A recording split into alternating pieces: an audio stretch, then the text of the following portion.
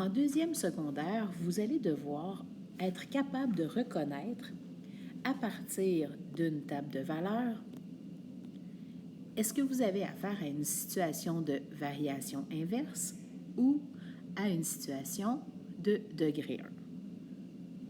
Pour reconnaître s'il s'agit d'une variation inverse, ce que vous pouvez faire, ce que vous devez faire, c'est que pour chaque couple, le produit doit toujours être constant. Le produit, c'est X fois Y et il doit être constant. Faisons-en un. Alors, si je fais le produit ici de X fois Y, donc 1 fois 20, ça nous donne 20. Le produit de X fois Y donne toujours 20. 4 fois 5, ça donne 20. Ça donne 20. Et ça donne 20.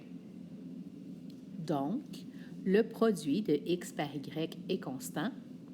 C'est la preuve qu'on a affaire à une variation inverse.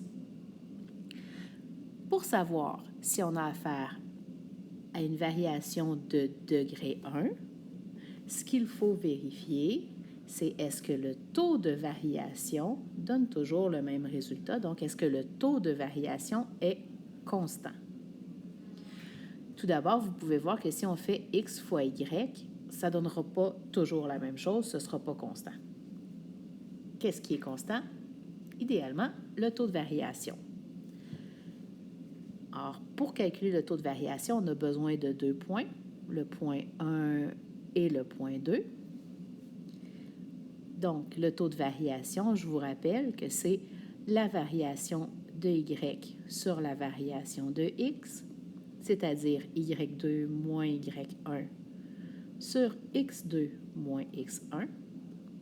Dans ce cas-là, ça va donner 4 moins 7 sur 2 moins 1, ce qui nous donne, une fois simplifié, moins 3 sur 1.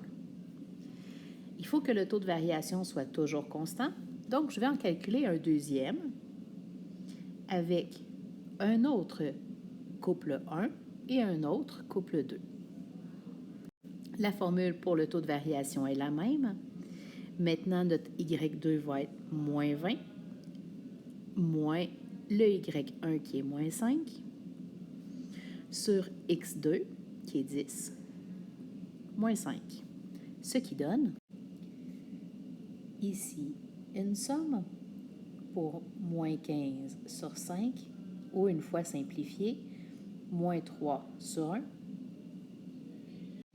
Exactement le même taux de variation qu'on avait trouvé précédemment. Si les taux de variation sont constants, s'ils donnent le même résultat au moins 2 fois, on peut être assuré qu'on est dans une situation de degré 1.